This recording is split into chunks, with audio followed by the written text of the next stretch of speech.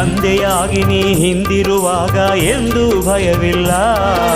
ಬಂದರೆ ಬರಲಿ ಕಷ್ಟ ನಷ್ಟಗಳು ನಾವಂಜುವುದಿಲ್ಲ. ಹರನೇ ಮುನಿದರು ಗುರು ನೀ ಕಾಯುವೆ ಎಂಬ ಮಾತು ಸುಳ್ಳಲ್ಲ.